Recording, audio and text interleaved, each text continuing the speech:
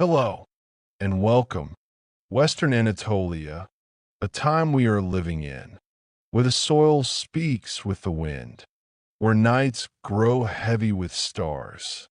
People do not greet the morning only for the sun. They wake up because they managed to survive one more day. In the evenings, they do not sit around the fire only to get warm. They sit to bring their fears closer together and make them smaller. In that age, the birth of a child was not considered the beginning of history as we know it today. Birth was like a small note the tribe wrote to itself. Most of the time, it was not announced outside. Only prayers were said. A piece of meat was cooked so that the evil eye would not touch the baby. People looked quietly, and in one of those quiet births, near Sagat, between the cool highlands of Damanik and the winter quarters, inside the tired but disciplined tents of the Ke tribe, a child was born, Osman. In those days, the name Osman was ordinary, one of hundreds of names. But sometimes time treats certain names differently. It does not let them be forgotten. It preserves them as if carved into stone. Osman's childhood coincided with such a time to be preserved. In the life of the Ke tribe, tradition was like an invisible rope. It did not tie the tents. It tied people.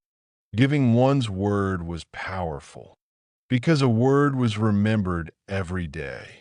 A face was seen every day, and a word stayed as alive as a face. Osman heard about balance when he was still small. When elders discussed matters, they did not rush. Judgment was not given immediately. First, one listened. Then one weighed. Then one decided. For this reason, a quick flaring anger did not grow inside Osman. Instead, a heavy but warm determination grew. Osman's father was Gazi. He was not a great sultan. He did not have a great palace either, but he was respected on the frontiers. Ertugrul's power did not come from display. His power came from standing firm, from appearing when necessary. While watching his father, Osman learned this. Sometimes war is won with a sword, but sometimes it is won with a word. Sometimes it is won with the right look, and sometimes it is won by staying silent at the right moment. A frontier Beylik either makes a person overly aggressive or overly timid. Osman found the middle ground. He learned to walk patiently, but he did not stop walking. Anatolia was fragmented. The Seljuk order had weakened. Mongol pressure was felt everywhere. This pressure did not only increase taxes, it also cast a shadow into people's hearts. Cities were uneasy. Caravan routes were uneasy. Anyone traveling from one place to another was thinking, who might appear on the road? Byzantium still existed in the West, but had lost its former splendor, especially on the frontier. The local lords sometimes did not obey the center. They put their own interests first. In such an environment, the frontier line was very important. It was both dangerous and full of opportunity. When authority weakens, those with courage and intelligence rise. Osman was born into that possibility. In his childhood, riding a horse was not an ordinary skill. The horse was like a limb of his body. Drawing a bow was not just about hitting a target. It was about controlling breath, about abandoning impatience, about waiting for the right moment. The sword was not just iron. It was the honor of the tribe. While Osman grew up with these three disciplines, He also learned the daily affairs of the tribe, tracking the sheep, the summer pasture and winter quarter order, small trade with caravans, relations with neighboring tribes, weddings, funerals, disputes. This life did not only make him a warrior, it made him someone who understood people. Time passed. Osman became young. Ertugrul grew old. Then that inevitable silence descended. Ertugrul passed away. The tribe mourned, because on the frontier, the death of a leader is not just the loss of a person, it is the shaking of order. Who would become the Bey was discussed. According to tradition, consultation was held. Osman came forward. Everyone knew his calmness. They knew he weighed his decisions. They knew he did not tolerate injustice. Thus, Osman became Bey. Being a Bey was not about wearing a crown. It was about carrying a burden. Osman took that burden, and along with it, he took something else, the ever-changing fate of the frontier. The world facing Osman Bey did not reveal itself immediately. On the frontier, everything starts slowly. No one wants to make the first move. The lords measured Osman. Osman measured the lords. It was like a silent game of chess. The moves are small, but the consequences can be great. Osman did not fight great wars at first. There were small raids. Sometimes the other side attacked. Osman responded. Sometimes Osman probed weak points beyond the border. These probes trained the soldiers and taught Osman the region. A leader on the frontier cannot walk alone. There must be trusted warriors beside him. Raiders, experienced fighters. Over time, some names stand out. These names grow in legends. Sometimes they appear in a single line, but in reality, they become the backbone. There were not only warriors around Osman. There were dervishes. There were Ahi craftsmen. There was the support of women's groups. There were people who could speak with the settled population. Because Osman's rise would not be achieved by the sword alone. Winning people was necessary. The concept of Gaza was very strong in those years. The title Gazi was not only about being a warrior. It was a source of legitimacy. Most who fought on the frontier saw themselves in a search for meaning. They wanted booty. They wanted security. And they carried a sense of belief. Osman directed this energy correctly. He did not turn it into uncontrolled plunder. He turned it into disciplined expansion. This discipline created trust among villagers. Because taking a place is easy, but holding it is hard. To hold it, the people must not be afraid. One of the things that raised Osman Bey's name was the increase in conflicts with the lords. In the frontier region, the lords also competed with each other. Osman observed this rivalry. When he found an opportunity, he intervened. For him, the most critical thing was this: at the right time, in the right place, with the right weight to stand. If a fortress cannot be taken by direct assault, its surroundings must first be secured. Roads must be controlled. Contact must be established with those inside. The people's hearts must be tested. Osman followed this method in many places. Therefore, some conquests did not happen in a single day. They were the result of long pressure, long encirclement, long psychological superiority. In Osman's spiritual world, Shikid Bali held a great place. As Osman visited the lodge, he did not only listen to conversations. He heard an idea of order. Idebali's words were calm, but their weight was great. Justice, he said. Consultation, he said. Protecting the people, he said. Preventing oppression, he said. In Osman's mind, an idea grew stronger. It was not enough to be only a fighting bey. One had to be a leader who established order. The dream narrative grew during this period. The moon entering the chest, the tree growing, the shadow spreading. This story was a symbol, a feeling of growth. For Osman, more than the truth of the dream, what mattered was the courage the dream gave him. If a person does not see himself worthy of a great task, he cannot do a great task. Osman began to think longer, to plan farther, to stop being satisfied with the day. He began to think in years, in generations. In this process, his marriage also gained importance.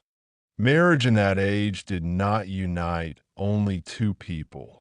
It united circles. It strengthened bonds.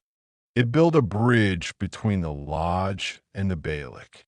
Thus, the circle of trust around Osman expanded. Because around a leader, there should not be only those who carry swords. There should be those who pray, those who produce, those who speak, those who carry order. When Osman's conquests are spoken of, one of the first places mentioned is Karakahhisar. Karakahhisar is not just a fortress.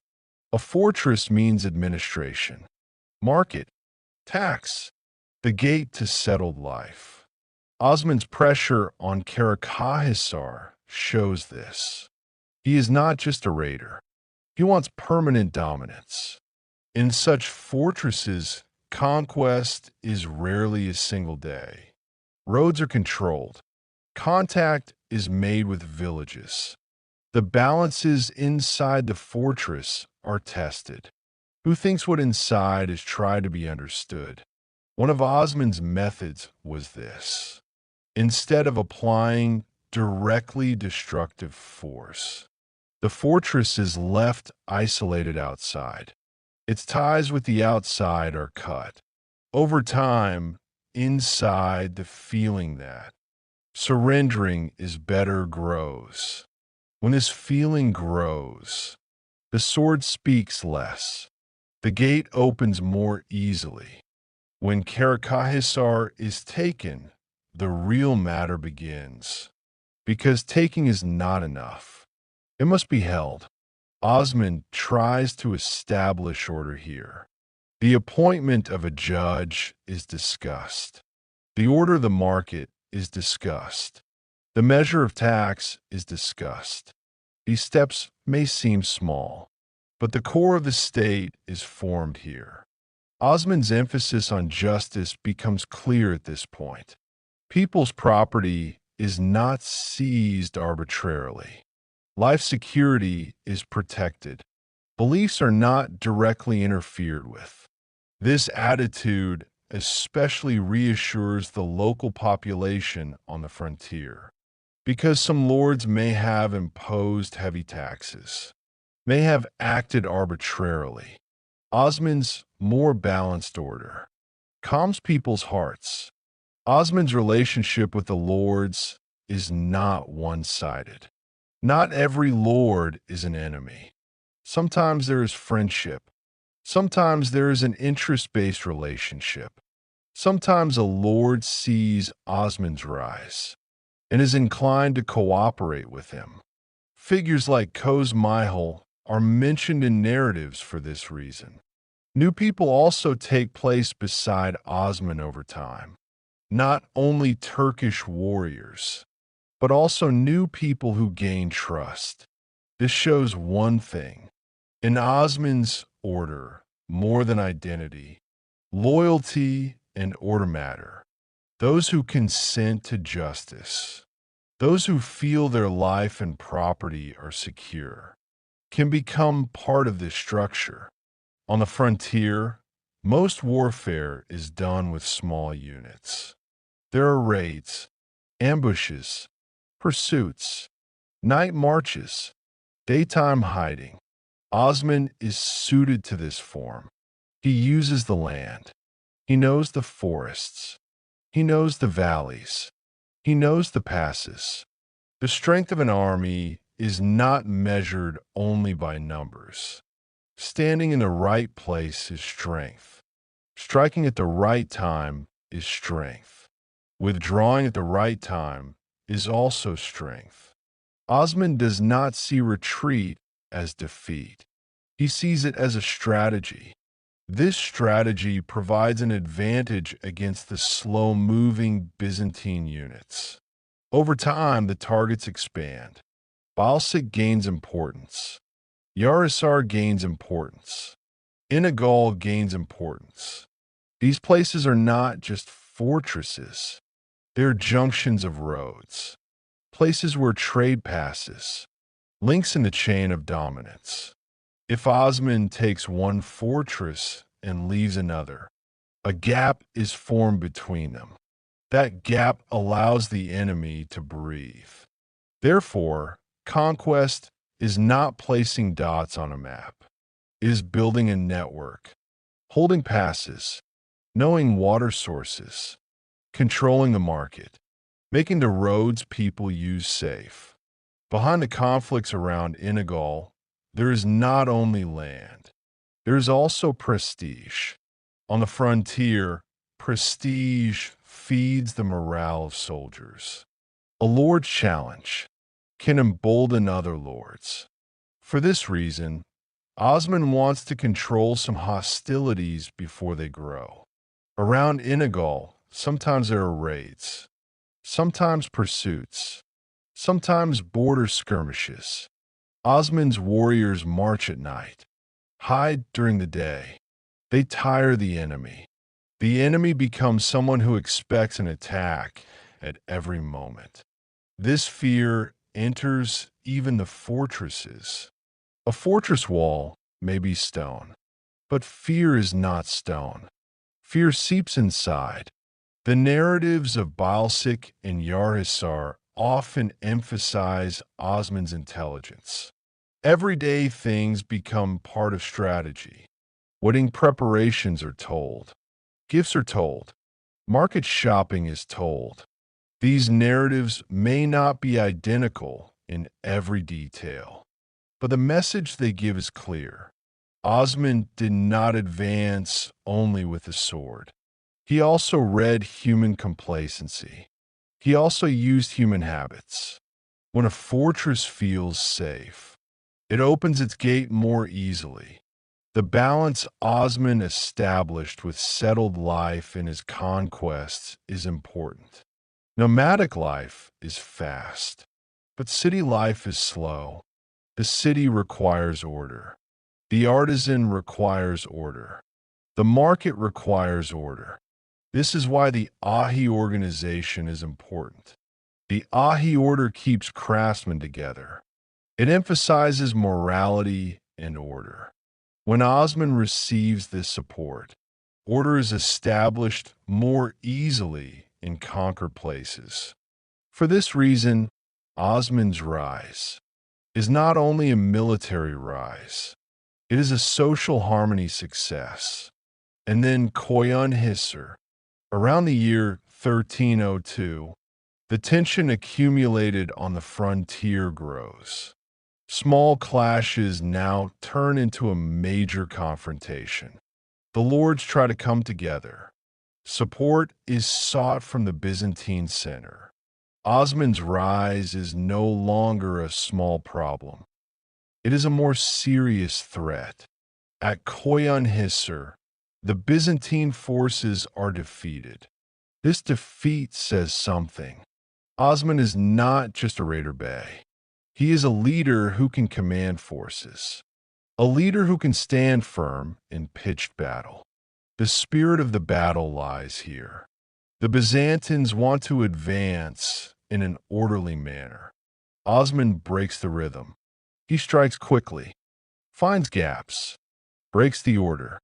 The impact of such a victory is very great. The frontier population sees this. A strong army can be defeated. When this thought spreads, those who gather around Osman increase. New Gotsis come, new warriors come, new tribes draw near. The name Ottoman also becomes established in this period. People begin to call the community around Osman by his name. The name is first used like a nickname. Then it turns into a habit, then into an identity. Osman's order is said. Osman's land is said. Osman's people are said. And over time, it is said Ottoman. For Osman, the word itself may not be very important, but the unity the word carries is important, because with unity, one survives on the frontier.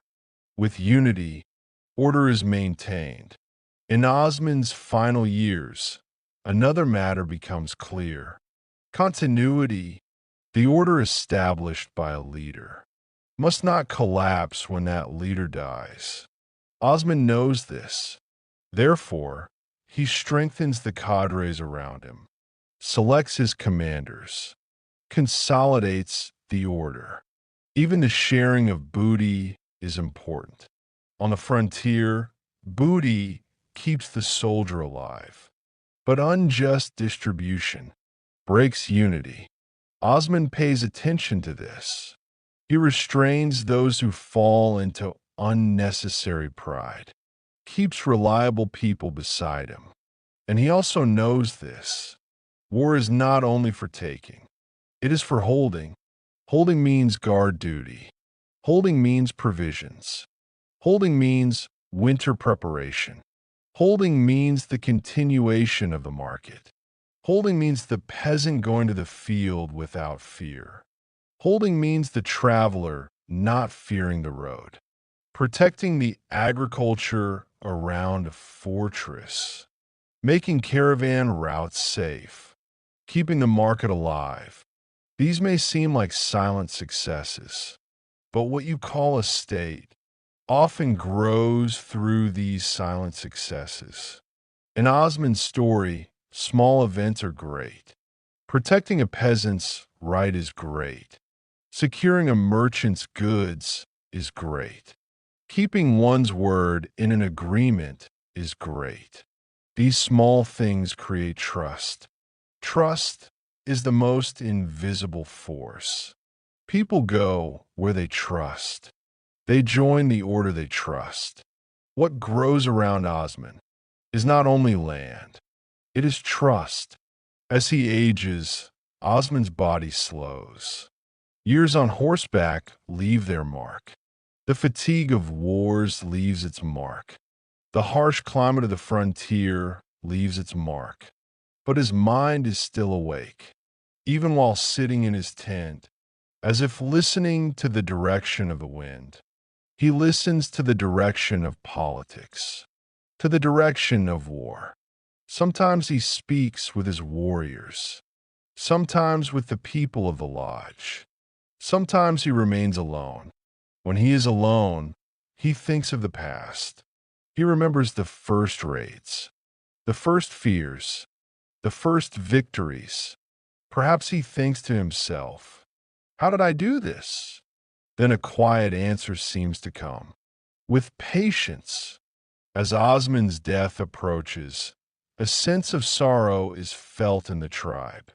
It is also felt in the conquered lands, because when a leader dies, there is a void on the frontier. But Osman does not leave only memories. He leaves an order. He leaves a path. It is said that he passed away around 1324. When he died, his name no longer described only a person. It described a structure. Osman Gazi did not see a great empire in his lifetime, but he opened the door to the empire. What opened that door was not only the sword. It was patience. It was intelligence. It was knowing people. It was taking a step at the right time. and justice, even in the harshness of the frontiers, carrying it like a compass. Now, as you listen to this story, you may feel the night grow heavier, because Osman's story is not like a fast epic. It is like a slowly growing tree. A tree does not grow in a single day. First, the roots spread in a place that cannot be seen. Then the trunk thickens. Then branches appear. Then a shadow forms. Osman's life was like that too. First, he took root. He took root in tradition. He took root in discipline. He took root in the silence of his father, Ertugrul. He took root in the prayer of the lodge. Then his trunk thickened. It thickened in small raids. It thickened in border clashes. It thickened in surrounding the edges of fortresses. It thickened in ruling with justice. Then branches emerged. Branches emerged as order was established in Karakahissar. Branches emerged in Bilsik, in Yarhisar, in Inagal. Branches emerged when the sound grew in Koyunhisar. And in the end, a shadow formed. A shadow called by the name Ottoman. A shadow people could fit beneath. A shadow that reduced the traveler's fear. A shadow that deepened the peasant's sleep. Now, we can stop for a while. We can breathe. We can look at the night. Because this story is not like haste. Osman did not like it either. He always walked slowly, but he always walked, and he kept walking. A conquest, seen from the outside, looks like a single event, as if one day comes, one day strikes, one day takes, and then everything ends. But on the frontiers, conquest is not like that. On the frontiers, conquest is a long waiting, a long probing, a long getting used to. The wall of a fortress is built with stone. But what keeps the fortress standing is the spirit inside the wall. If that spirit is afraid, the wall also weakens. Osman Gazi knows this. That is why each of his moves is not like a fire that flares up at once. He acts more like embers. He warms slowly. He spreads slowly. And in one day, it is as if the gates open by themselves. Long night marches are made. The sound of horses' hooves is softened. Voices are lowered. There is no fuss. Everything is little and concise. Because on the frontier, too many words leave too many traces. Osman's Alps know the land. They know which stream floods in which season. They know which path turns to mud in the rain. They know behind which hill the wind dies down. This knowledge is as important as the sword. Sometimes it is even more important. When a raid is to be made, there is reconnaissance first. The scout's duty is not to fight. It is to see, to listen, to understand. One must know at what hour the fortress gate opens. One must know who goes out of the fortress. One must know where it gets its water. One must know where it gathers its wood. If you starve a fortress, the sword speaks less. If you leave a fortress without water, the wall lasts for a shorter time. Osman Gazi looks at the surrounding fortresses this way. He does not look at them only as piles of stone. He looks at them like a living thing. He searches for a fortress's veins. He searches for its road. He searches for its water. He searches for its market. The surroundings of Karakahissar are probed in this way. By day, it is watched from afar. By night, it is listened to up close. Even the sounds inside the fortress matter. If there's a lot of sound in one place, there's panic there. If there is little sound in one place, either there is order there or fear. The warriors around Osman Gazi are sometimes impatient. Let's strike, they say. Let's enter, they say. Let's take it, they say. Osman, however, most of the time acts like this. First he listens, then he narrows his eyes, then he says a single sentence, sometimes a very simple sentence. It's not the time, he says. Not now, he says. Patience, he says. Patience is hard on the frontier because the enemy is near, because hunger is near, because winter is near. But Osman uses patience like a weapon. When pressure increases around Karakahissar, life inside the fortress grows heavier. The fortress's bond with the outside weakens. Villagers come and go less. Merchants become more cautious. Caravans turn to more distant roads. This also draws the attention of the Lord inside the fortress. Because the Lord does not maintain order in the fortress only with soldiers. He maintains it with money, with taxes, with the market. When the market weakens, the Lord's hand also weakens. The soldier's stomach weakens. Morale weakens. Sometimes Osman does not even approach the fortress. Not approaching is also a tactic. The fortress expects an attack, but the attack does not come. Yet its surroundings narrow. This is the real pressure. A person sometimes endures the blow that comes, but waiting for the blow that does not come tires more. As winter approaches, there is the summer pasture and winter quarter order. The rhythm of nomadic life changes. Snow falls. Roads become heavier. But in Osman's world, the season of war does not end. It only changes form. In winter, great armies slow down.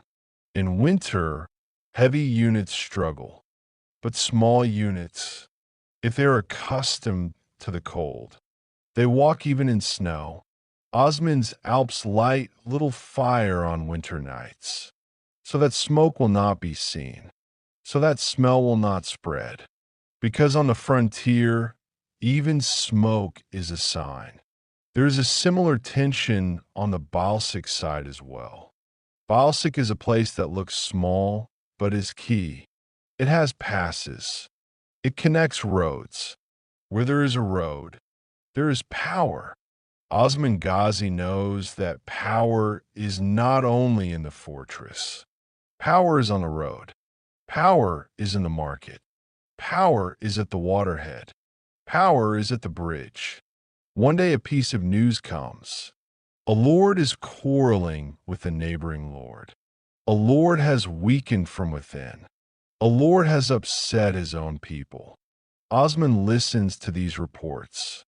These reports can be as sharp as a sword, because a crack within the enemy grows more easily than what is struck from the outside.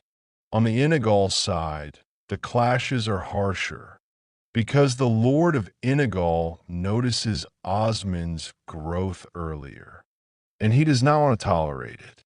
Sometimes raids are made on border villages. Sometimes herds are stolen.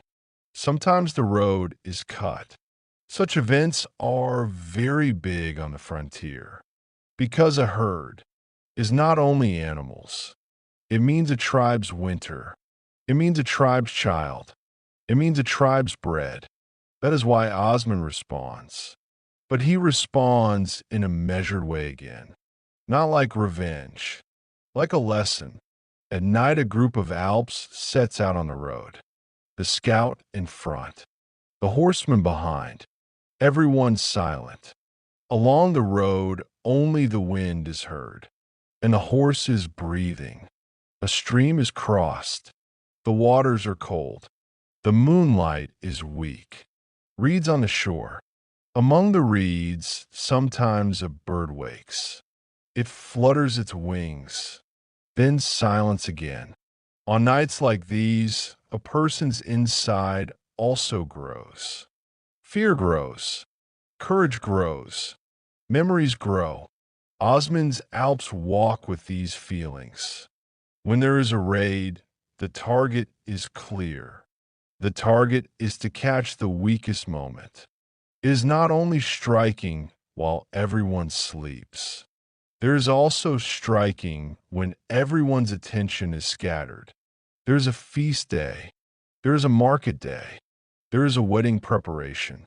On some days, the inside of the fortress is looser.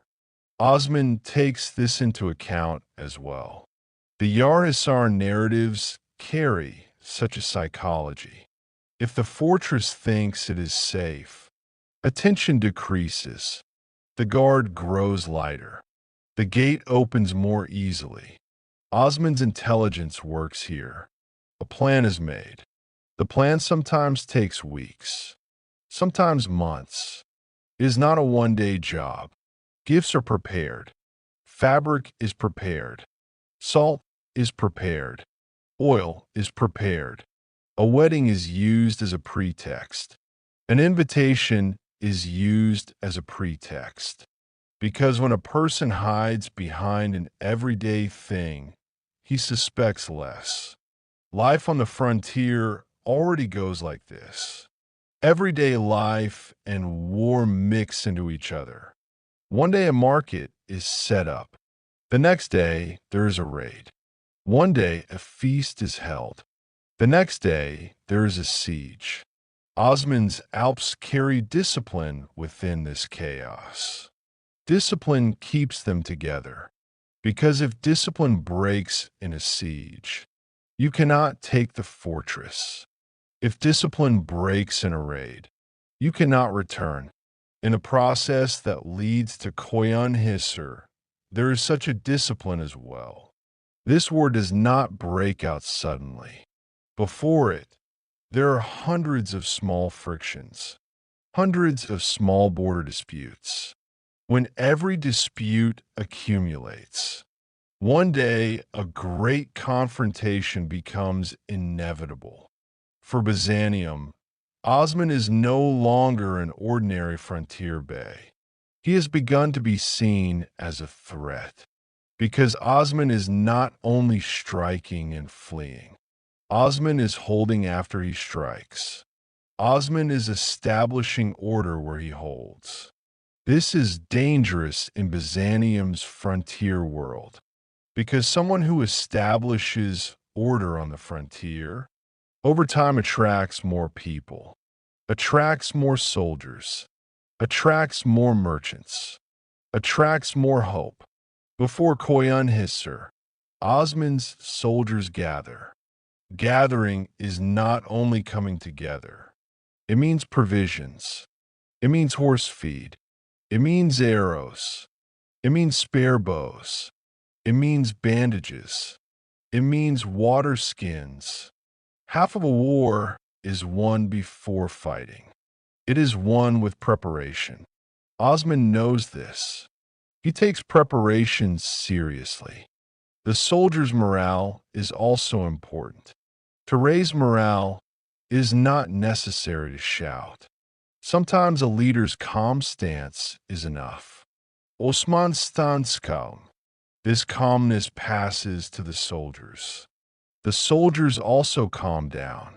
The soldier who calms down sees better, hears better, moves more correctly. As the day of battle approaches, reconnaissance increases. They look at how the Byzantine units are arrayed. They look at where the heavily armored ones are. They look at where the archers are. They look at where the cavalry units are. The weak point in an army is often its flanks. Because the center is strong, there's a gap on the edge. Osman looks for the gap, and when he finds the gap, he uses it quickly. When the battle begins, dust rises. Horses run, arrows fly, shields ring. But in Osman's world, even within this noise, there is a rhythm. If the rhythm breaks, the army scatters. The Byzantines want to advance in an orderly way, slowly, in rows. Osman, however, breaks the rhythm. He strikes fast, pulls back, strikes again, pulls back again. It comes like a wave. It hits the shore, then it recedes, then it hits again.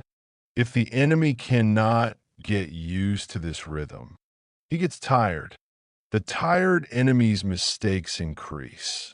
The one whose mistakes increase, his fear increases. The one whose fear increases, his order breaks. The most critical moment of the battle is the moment when the enemy's order first breaks.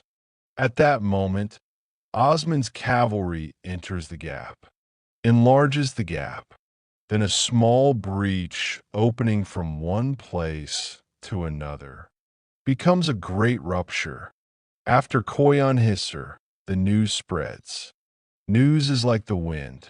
First the nearby villages hear, then the towns hear, then distant places hear. Osman won, it is said.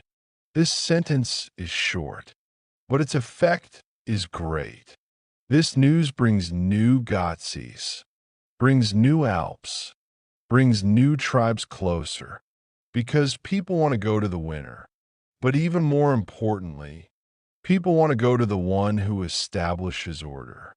Osman's rise grows like this, not with one day, not with one war. It grows with many small steps. Among these steps, sometimes there is also pain. On the frontier, loss is inevitable. In a raid, an Alp falls. In a pursuit, a horse is lost. In a winter, a child gets sick. In a rain, a tent collapses. Osman lives these too. A leader's heart does not grow only with victory. It also grows with loss. Loss gives a person measure. Measure gives a person justice. Osman's justice is also nourished by this measure. When sharing booty, he wants measure. He wants everyone to know his share. If there is injustice, unity breaks. If unity breaks, one cannot live on the frontier.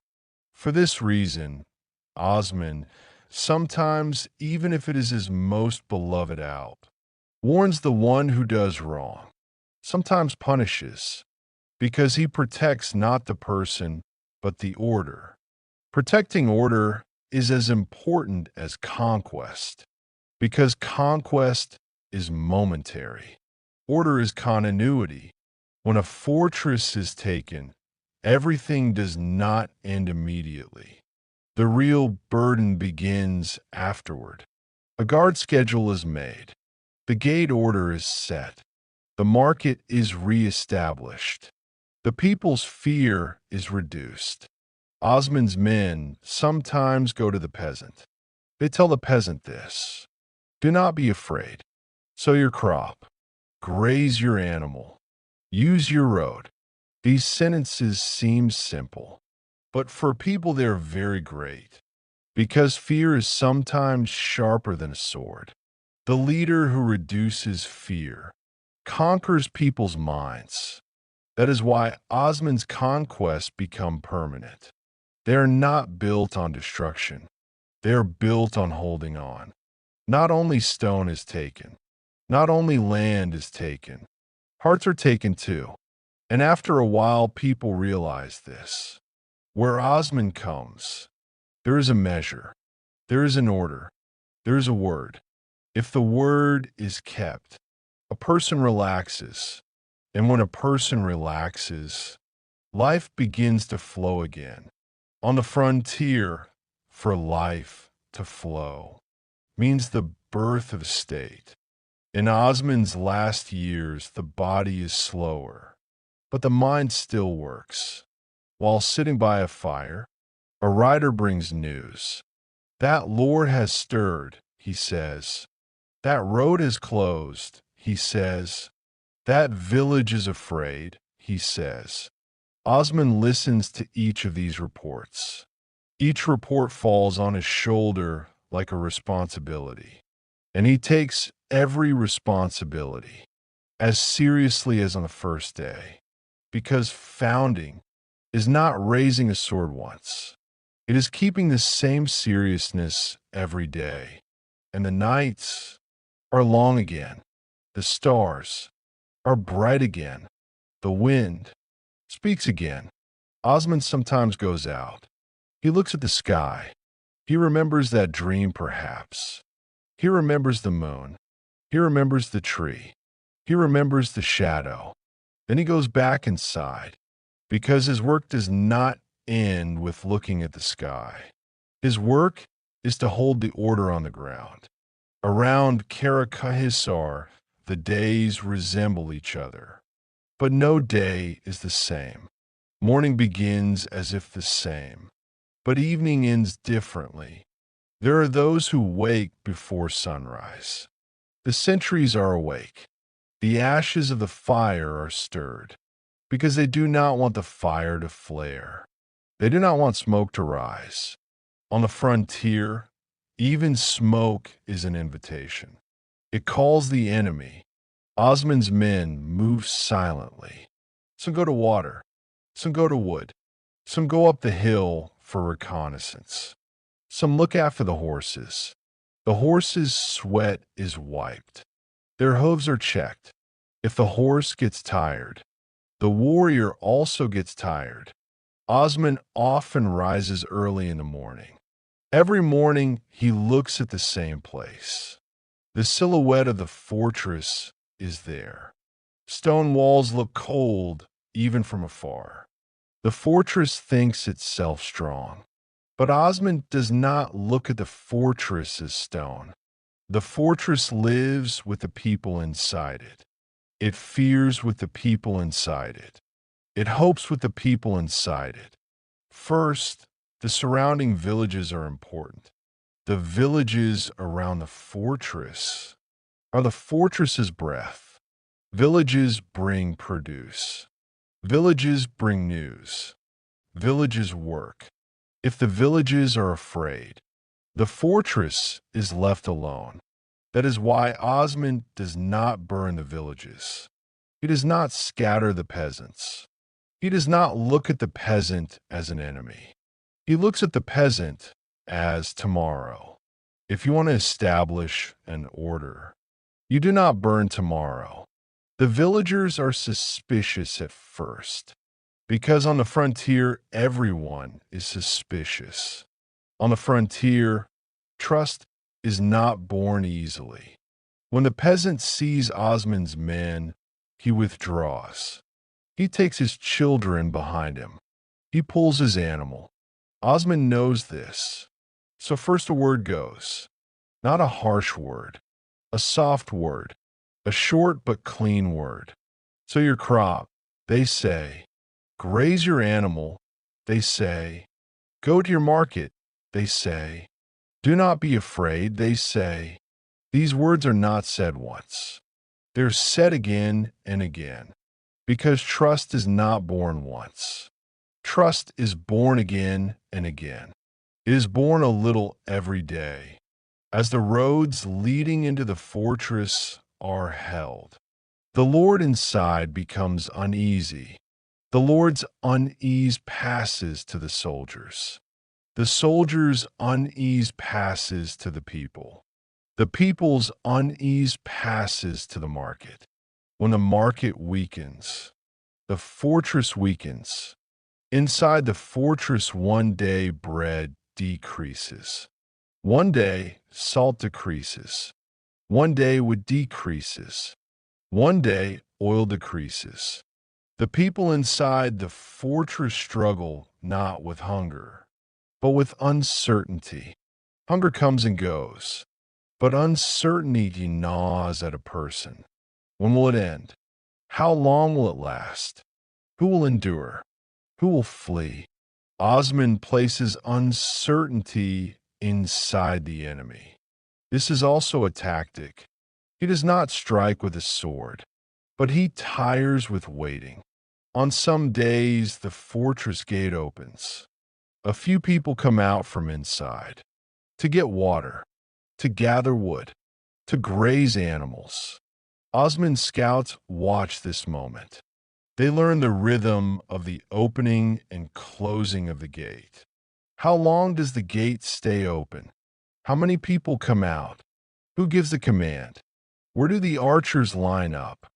These details seem small, but a fortress is taken with small details. The Alps beside Osman sometimes grow impatient. Let's go to the base of the wall, they say. Let's set ladders, they say. Let's attack, they say. Osman remains calm again. Some days he only nods his head. Some days he says a sentence. The wall is stone, he says. Inside is human, he says. Human is not stone, he says. That sentence, in fact, tells everything. If a person's patience breaks, the stone wall is left empty too. On the Inagal side, patience works in another way. There the clash happens more often. There is more herd struggle. There is more road cutting. There are more small raids. The Lord of Inagal notices Osman's rise early. That is why he acts harsher.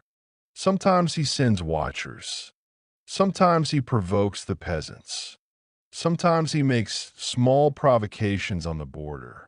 Osman does not fall for these provocations, but he also does not ignore them.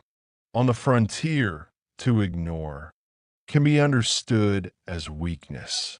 Osman's response is measured, a small but clear response. Night comes. The moon goes behind the cloud. The sky becomes darker. Is it those hours that small units set out? The journey is slow.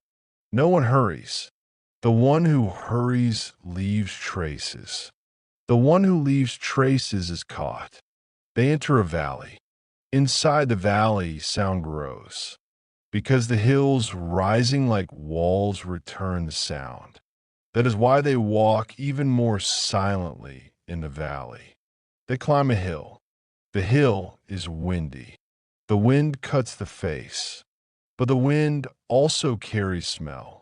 The smoke of the fortress comes with the wind. The smell of the fortress's fire comes with the wind. An Alp stops for a moment. He smells the air. Sometimes even the nose is reconnaissance. If Osman's men are to set an ambush, they first think of the return route. An ambush is not only striking. An ambush is being able to return. You strike, then you disappear. This is the rhythm of surviving on the frontier. In a raid, the target is often not greatness. The target is to disrupt the order. It is to tell the enemy, I am here. It is to tell the enemy, I am still standing. After these raids, the lords lose their sleep. They wake at every sound at night. They look at every shadow. They listen to every wind. This state is the state that tires a fortress the most.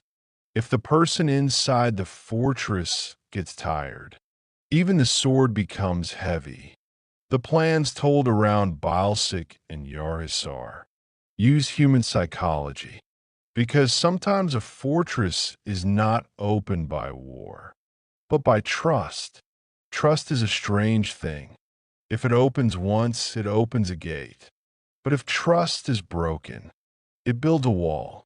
Osman's circle watches the daily life of the lords. Which day is the market set up? Which day is a feast held?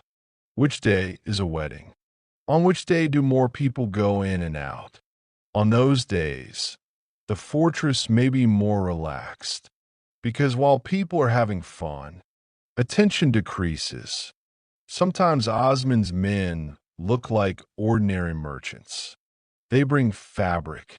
They bring salt. They bring oil. They bring gifts. These things that are brought are not only goods. These things that are brought carry information. How many guards are there when entering through the gate? How many soldiers were seen inside the fortress? What is the Lord's face like? Tense? At ease? Sometimes a face tells the state of the fortress. In the process approaching Koyan Hisar, the crowd around Osman grows. Growing crowded is good, but it is also difficult because the crowd must be managed. The crowd must be fed. The crowd's morale must be preserved. The crowd's discipline must be ensured. Osman loves discipline. Discipline, for him, is not harshness. Discipline is a way of surviving. Before a war, an order is established. Who will stand where? Who will listen to whom? If there's a withdrawal, where will they withdraw to? If there is a gathering, where will they gather? If there is no answer to these questions, panic breaks out in the middle of war. If panic breaks out, you lose. Osman does not want panic. That is why he loves preparation. On the morning of Koyan Hisar, the air smells different. There is a smell of a war morning. The soil smells drier. The grasses smell sharper. The horse's breath smells warmer. The soldiers do not speak, because when you speak, fear becomes visible. If fear becomes visible, it spreads. Osman does not speak much either. He only walks. He only looks. He only stands. A leader's stance passes to the soldiers. Osman's stance is calm. A calm stance calms the soldier. A calm soldier sees better, aims better, moves at the right time more correctly. When the war begins, everything speeds up. But Osman's mind does not speed up. His mind stays calm. This is a big difference. The first arrows are shot. Shields rise. Horses run. Dust rises. The sky becomes blurred. Sometimes in war a person hears only sound. Seeing becomes difficult. That is why commands are important. That is why signals are important. That is why the plan spoken beforehand is important. Osman's cavalry moves. Speed is their weapon. Byzantium's heavy-armored ones are slow. The one who is slow struggles against the one who is fast. Osman uses this. They strike quickly. They withdraw quickly. They strike quickly from another place. The enemy is confused about where to turn. When he is confused, the order breaks. When the order breaks, a moment comes. A small gap opens. At that moment, the fate of the war can change. Osman is someone who watches for that moment. When that moment comes, he enlarges the gap. When the war ends, fatigue descends. Even victory tires, because victory also has a price. Many do not return. Many horses do not return. Many arrows do not come back. But victory has something. It carries news. News is faster than the wind. The news Osman won spreads. This news brings a crowd at once. But Osman seems as if he does not accept the crowd immediately. First he measures. First he recognizes. Because when many people come, confusion inside can also grow. For Osman to grow is not only to expand, it is to grow in an orderly way. That is why on some days there are long talks. There are talks among the Alps. Booty is discussed.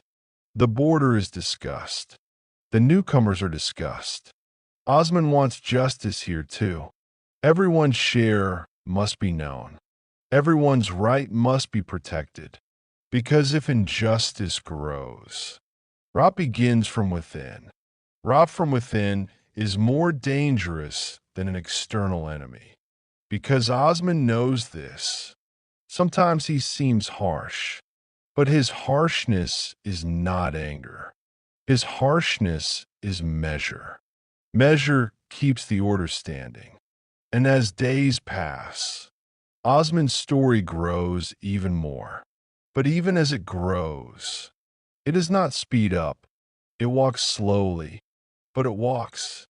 Night comes again. Stars appear again. The wind speaks again. Osman sometimes goes out alone at night. He looks at the distant silhouette of the fortress. He watches it as if watching a tree. He makes it grow as if making a shadow grow. Then he goes back inside again, because his work does not end. The founder's work never ends. Night deepens a little more. Silence becomes heavier. The number of those sitting by the fire decreases, because everyone knows long nights are the herald of long days.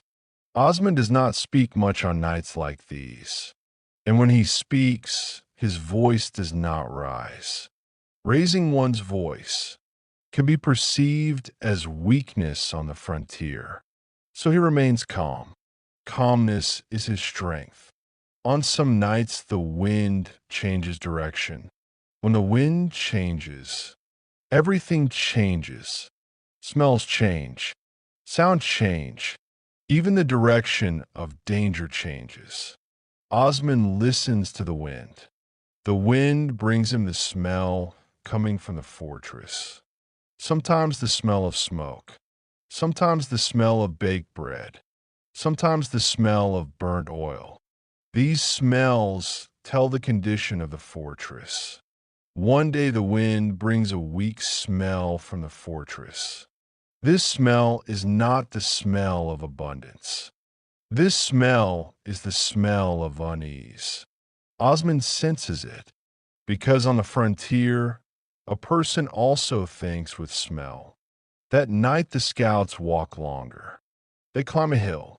Below, the lights have diminished. The fortress is not as lively as before. This is a sign. Every sign opens a door. But Osman still does not hurry. He does not like haste. The hasty one's foot trips. A tripped foot falls. Morning comes. Fog settles into the valley.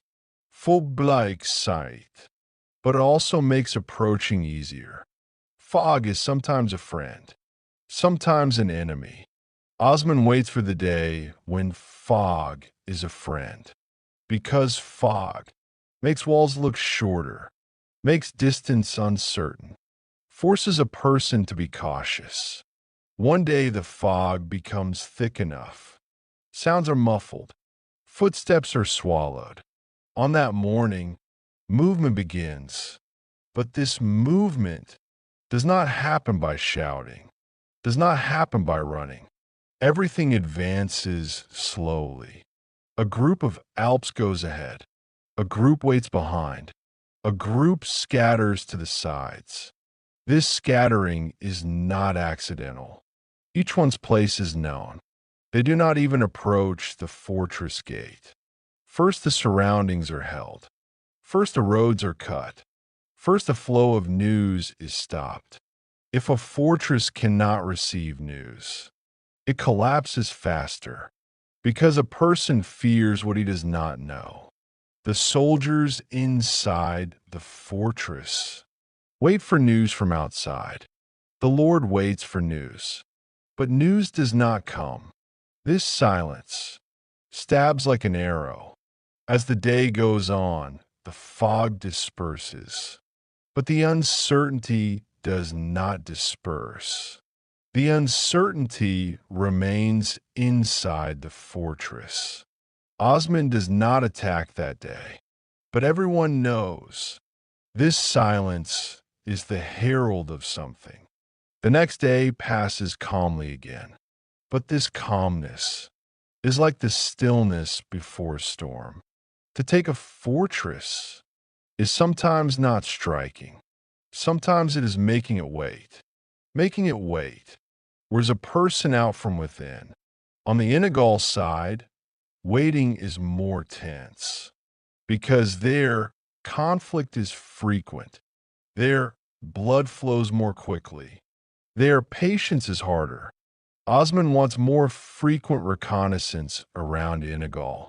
He wants more frequent news because a harsh enemy must be watched more carefully. One night news comes. Troops have been massed near a village. This massing is silent, but its intention is not silent. Osman does not react immediately. First he asks, how many people? In which direction? How long have they been there? Before the answers to these questions come, he does not take a step. Then a small unit goes out. Not big, small enough not to draw attention, but agile enough. This unit does not attack directly. First it appears, then it disappears, then it appears again.